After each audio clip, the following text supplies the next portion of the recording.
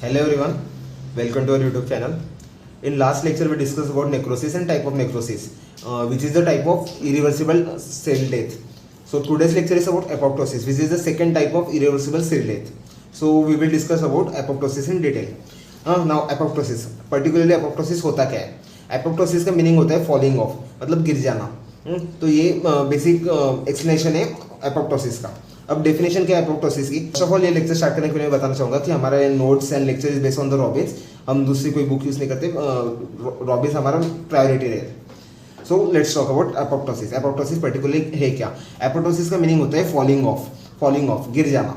अब एपोप्टोसिस के रॉबिन्स, ये डेफिनेशन है रॉबिन्स की एक्यूरेट डेफिनेशन है जो मैंने ली है यहाँ पे. अब ये डेफिनेशन क्या कहती है? It is a type of cell death that is induced by tightly regulated suicide programme. ये सेल डेथ का एक टाइप है, मतलब ultimately irreversible type of injury में सेल डेथ होने ही वाली है. That is induced by tightly regulated suicide programme in which cell destined to die activate intrinsic enzyme that degrade the cell's genomic DNA and nuclear and cytoplasmic protein.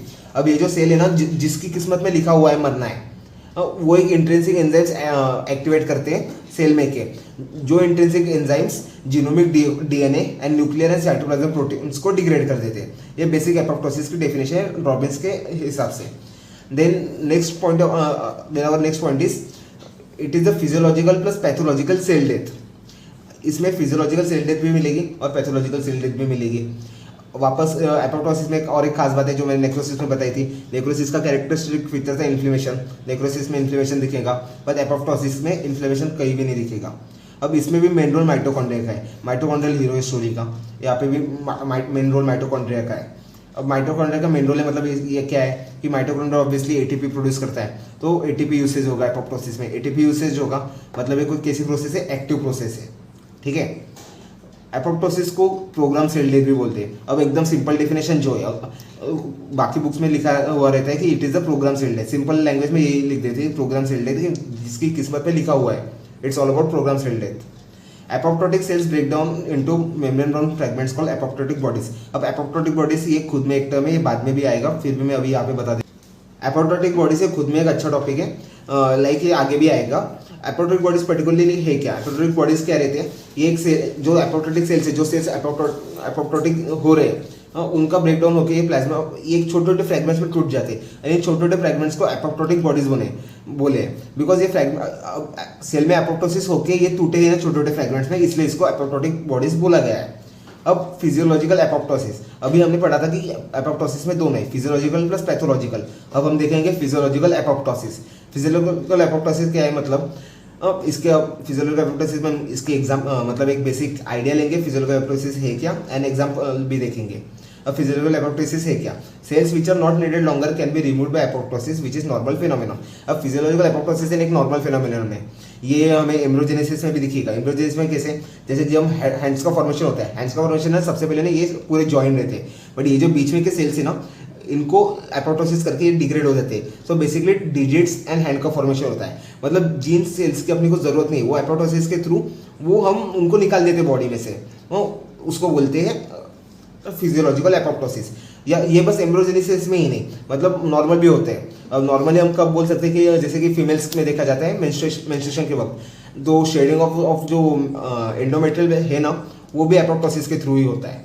So Jin sales की हमें ज़रूरत नहीं है वो अब हम apoptosis के through remove कर सकते हैं. ये नॉर्मल फिनोमेनन है, इसे बोलते हैं फिजियोलॉजिकल एपोप्टोसिस. अब हम फिजियोलॉजिकल एपोप्टोसिस में एग्जांपल देखेंगे. अब फिजियोलॉजिकल एपोप्टोसिस और एक चीज़ की होती है, क्योंकि सेल का कांस्टेंट पॉपुलेशन मेंटेन करने के लिए या फिर सेल का अपन कांस्टेंट नंबर मेंटेन करने के लिए बोल सकते हैं. अब एग्जांपल देखेंगे फिजियोलॉजिकल एपोप्टोसिस के. पहला एग्जांपल है ऑर्गेनोजेनेसिस. ऑर्गेनोजेनेसिस मतलब कब? एम्ब्रियोजेनेसिस में, जब एम्ब्रियो में ऑर्गन्स का फॉर्मेशन हो रहा होता है ना, तब की बात है. जैसे मैंने बोला अभी डिजिट एंड हैंड का फॉर्मेशन, कि यहाँ पे ये पूरा रहता है, देन यहाँ के सेल्स एपोप्टोसिस के थ्रू हम निकाल देते हैं, फिर देन डिजिट्स, या डिजिट्स को मेरा कहने का मीनिंग था यहाँ पे फिंगर्स का, डिजिट एंड हैंड फॉर्मेशन. इसे बोला जाता है रॉबिन्स में removal of supernumerary cells during development. Supernumerary मतलब जिनकी जरूरत नहीं उसको सुपरन्यूमररी बोलते हैं. ठीक है. सुपरन्यूमररी वर्ड का मीनिंग यही है कि जिनकी जरूरत नहीं हम जिनको निकाल देते हैं उसको सुपरन्यूमररी बोलते हैं. दूसरा है shedding of hormone dependent tissue on hormone withdrawal. यही मैंने अभी बताया फीमेल्स में एंडोमेट्रियल शेडिंग. अब रॉबिन्स में क्या लिखा गया है कि shedding of hormone dependent tissue. अब वो जो एंडोमेट्रियल शेडिंग था ये हार्मोन डिपेंडेंट था, एलएच एंड एफएसएच उनको मेंटेन करते थे, बट एज सुन एज क्या बोलते फर्टिलाइजेशन हुआ नहीं तो उसकी ज़रूरत अपने को है ही नहीं। तो उसकी वजह से क्या हुआ, उसकी शेडिंग हो जाती है जो एक नॉर्मल मेंस्ट्रुअल पीरियड में देखा जाता है। ठीक है, तो ये एक एग्जांपल है। दूसरा है ओवेरियन फॉलिकल एट्रेशिया। एट्रेशिया मतलब ब्रेकडाउन और रिमूवल। दूसरा है regression of lactating breast after weaning. ये वीनिंग का मैं बताता हूँ। वीनिंग का मीनिंग क्या होता है पर्टिकुलरली। वीनिंग मतलब क्या होता है, जब माँ when mother is feeding her child, that period is called weaning, that process is called weaning. Okay, तो basically during lactating period there is a deposition of fat and there is a hypertrophy and hyperplasia seen in the breast, due to which breast का size बढ़ जाता है। ठीक है, so as soon as lactation as soon as the mom stops lactating या feeding her baby, there is the regression seen. Again breast goes to its normal size. Okay, third example is harmful lymphocyte elimination and fourth example is neutrophil clearance after acute inflammatory response. Neutrophil clearance after acute inflammatory response means neutrophil clearance after acute inflammatory response means, you know what inflammatory response is. Inflammatory response is like it is a protective phenomenon. Inflammation is caused due to the neutrophils उस area में बढ़ जाते हैं, उसकी वजह से inflammation होता है। ठीक है, as soon as the inflammatory response वापस चला जाता है, मतलब कैंसिल हो जाता है, तो न्यूट्रोफिल उस एरिया में इकट्ठे हुए न्यूट्रोफिल है ना, उनको हम एपोप्टोसिस के थ्रू रिमूव करते हैं। ओके, अभी हमने फिजियोलॉजिकल एपोप्टोसिस कंप्लीट किया। अब हम समझे कि what is the particular pathological apoptosis, एक basic concept about pathological apoptosis and second thing examples of pathological apoptosis. In these cells are eliminated which are injured and can't be repaired. And what does it mean by pathological apoptosis? इसमें जो sales है ना, जो कौन से sales eliminate होते हैं particularly, जो इंजर्ड है and that can't be repaired, so जिनकी बॉडी की अपने को जरूरत ही नहीं है अभी, बिकॉज वो रिपेयर हो ही नहीं सकते, that are removed by pathological apoptosis. Examples of pathological apoptosis is chemotherapy removal of cancer cells. हाँ, first chemo, in case of chemotherapy क्या होता है, when person is going through chemotherapy, cancer की जो ट्रीटमेंट होती है कीमोथेरेपी, अब cancer cells है ना वो ऑलरेडी अफेक्टेड, हम उनको नॉर्मलाइज कर नहीं सकते, so we have to remove those cancer cells, so we remove those cancer cells by the pathological apoptosis. Removal of cancer cells is not only just apoptotical process as well as necrosis process also, 80% apoptosis process and 20% necrosis process. Second thing we can see in viral infections like HIV infection and viral hepatitis. In viral hepatitis, apoptosis of the Councilman bodies. Okay. In third example is in parenchymal organs due to duct obstruction. In parenchymal organs like जैसे कि pancreas होते हैं, parotid gland and kidney है, इनकी ducts होती है, pancreas की खुद की एक डक्ट है, पैरोटिड ग्लैंड की खुद की एक डक्ट है, किडनी की खुद डक्ट्स है। इनमें क्या होता है, जब इनको ऑब्स्ट्रक्शन होता है ना, इन ऑब्स्ट्रक्शन की वजह से क्या होता है कि वहाँ पे ब्लॉकेज होता है, ब्लॉकेज की वजह से क्या सेल डेथ हो जाता है, so it is removed by the pathological apoptosis. Again, so the next topic is morphological changes in apoptosis. What does you mean by morphological changes? Morphological changes means the external changes which occurs in the cell. So morphological changes क्या होते हैं, जो external changes cells में होते हैं। ठीक है, इसमें फर्स्ट चेंज है सेल श्रिंकेज। सेल का श्रिंकेज होगा, सेल छोटा छोटा होगा, so the cytoplasm will come close, cytoplasm का पास आएगा, so more dye will accumulate, more dye तो ज़्यादा इंटेंसली दिखेगा, so dense eosinophilic cytoplasm is same. Second is chromatin condensation. Obviously, cell shrinkage is going to happen. The chromatin condensation will also occur. The third is formation of the cytoplasmic blebs and apoptotic bodies. Cytoplasmic blebs is the first stage. Like there will be bleb formation in the cytoplasm. In the like what you can say is in the membrane in the plasma membrane. Then this cytoplasmic blebs leads to the fragmentation of the cell, and then these fragmented small units are known as apoptotic bodies.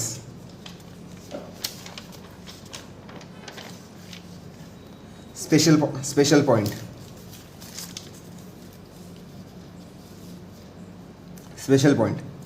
Macrophages helps in the phagocytosis of the apoptotic cell. This is the points you have to remember कि macrophages है ना, ये help करते हैं in the phagocytosis of the apoptotic cells. Okay. Now we will the next topic is about the mechanism of apoptosis.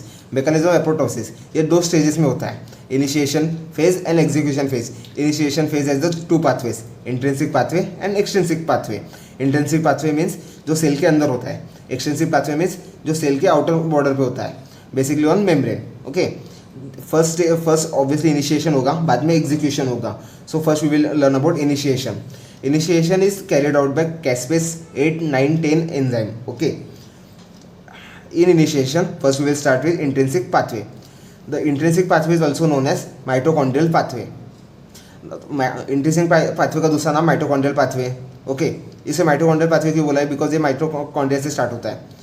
जब किसी cell में कोई स्ट्रेस होता है, स्ट्रेस में पर्टिकुलरली क्या डीएनए डैमेज होता है. Endoplasmic reticulum stress, endoplasmic reticulum stress में क्या पर्टिकुलरली क्या बोल सकते हैं अपन कि मिसफोल्डेड प्रोटीन्स एक्यूमुलेट हो जाते हैं. ओके, या फिर प्रोटीन्स मिसफोल्ड हो जाते हैं. Then third is cell deprived of survival signals. अगर सेल को हमने सर्वाइवल सिग्नल्स दिए ही नहीं तो वो भी एक स्ट्रेस का रीज़न है. अब इंट्रिंसिक पाथवे इस पॉइंट पे ज़्यादा बिलोंग करता है, cell deprived of survival signals. Next point is due to increase permeability of mitochondrial membrane. अब माइटोकॉन्ड्रियल मेम्ब्रेन की परमिबिलिटी बढ़ गई, उसकी वजह से क्या हुआ ना, वो प्रो एपोप्टोटिक मॉलिक्यूल्स होते हैं ना, वो माइटोकॉन्ड्रियल इंटरमेम्ब्रेन स्पेस से साइटोप्लाज्म में चले जाते हैं, लीक हो जाते हैं. ठीक है. अब प्रो एपोप्टोटिक मॉलिक्यूल्स के मेरा कहने का मीनिंग क्या है? Pro apoptotic molecules means pro means apoptosis के पहले, या फिर ऐसे मॉलिक्यूल जिसकी वजह से एपोप्टोसिस हो रहा है उनको बोलते हैं प्रो एपोप्टोटिक मॉलिक्यूल्स. ओके.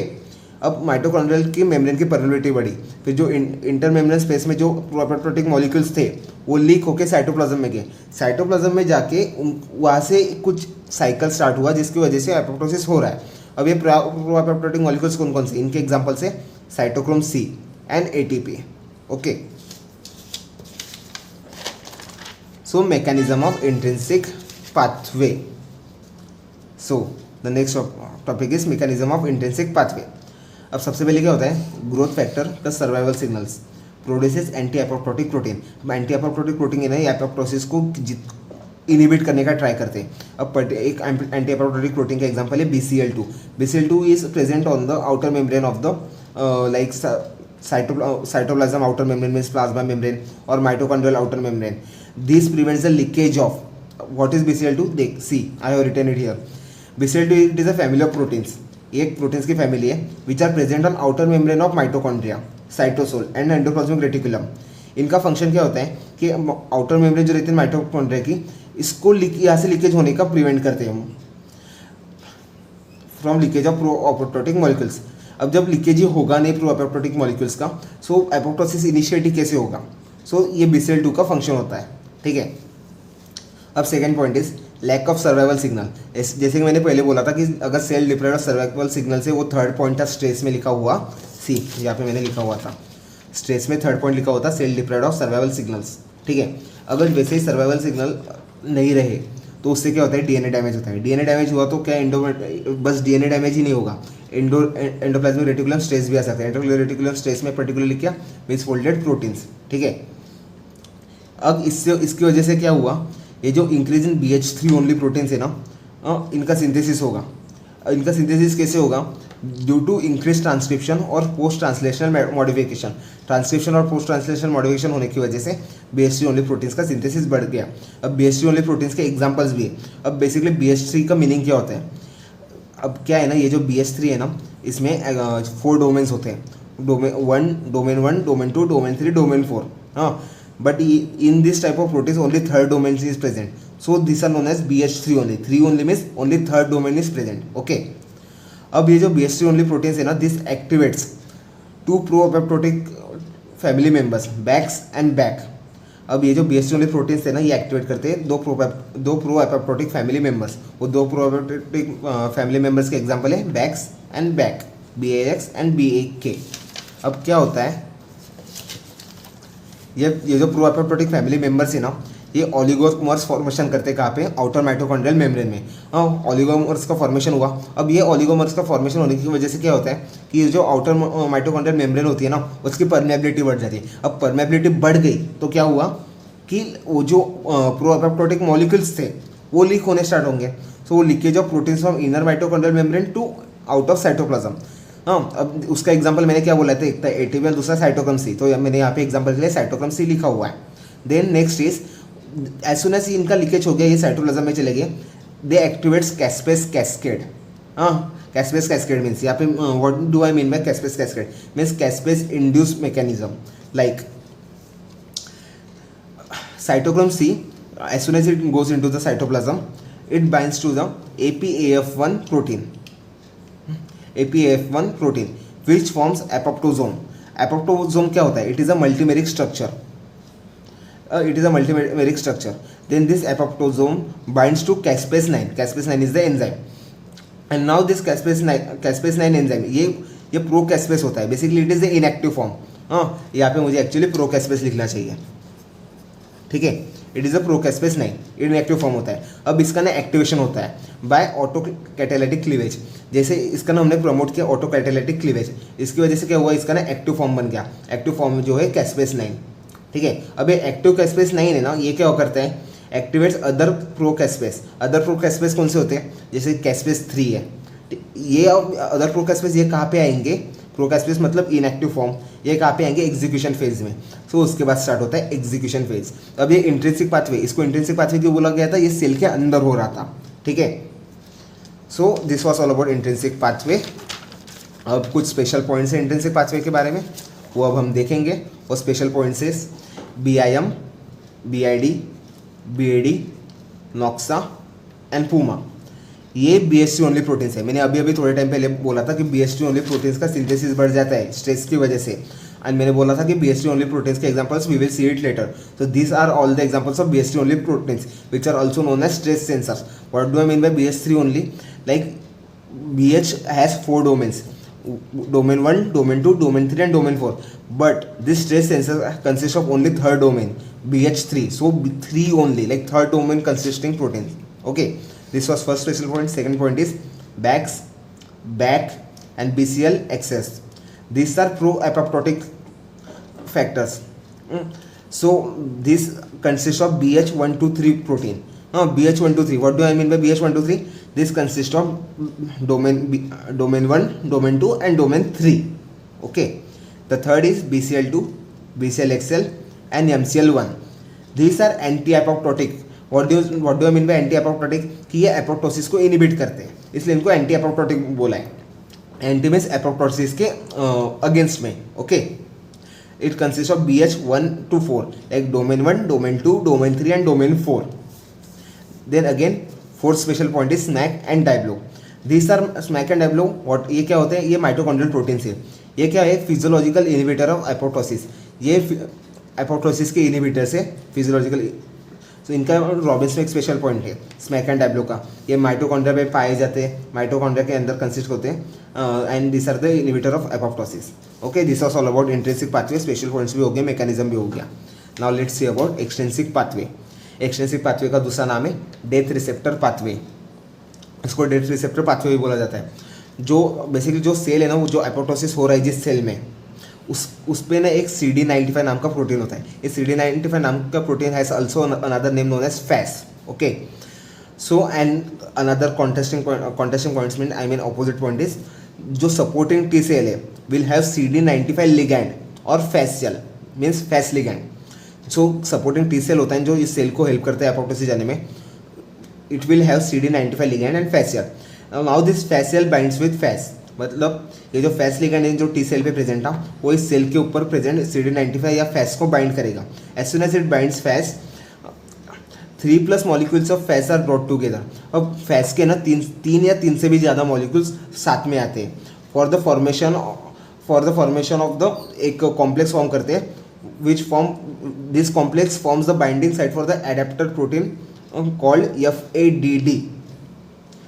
अब ये जो 3 या 3 से ज़्यादा फैस है ना, ये साथ में आते हैं. अब ये फैस में ना जो फ्री डोमेन होता है, जो डोमेन होता है ना, उस डोमेन की हेल्प से एक बाइंडिंग साइट इनिशिएट करते हैं. किसके अटैचमेंट के लिए, एडेप्टर प्रोटीन. उस एडेप्टर प्रोटीन का नाम क्या है, FADD. ओके, अब what happens, this FADD attach. So what happens, this FADD attaches to that 3 और मोर मॉलिक्यूल्स का जो कॉम्प्लेक्स होता है ना, वहाँ पे FADD अटैच होता है. Due to attachment of FADD, as soon as FADD binds, it binds to inactive caspase. Inactive caspase or procaspase, we can call it procaspase.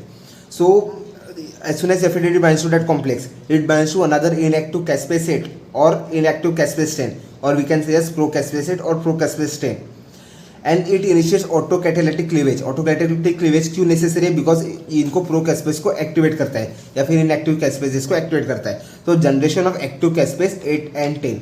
And as soon as this इनका एक generation हो जाता है active कैस्पेस 8 and 10 का, they further activate the another pro caspases जो execution phase में होता है. सो इसके बाद होता है एग्जीक्यूशन फेज. एग्जीक्यूशन फेज की साइकिल हम देखेंगे आगे. ओके, तो special point about extrinsic pathways. अब एक्सट्रिंसिक पाथवे के स्पेशल पॉइंट्स देखेंगे हम यहाँ पे.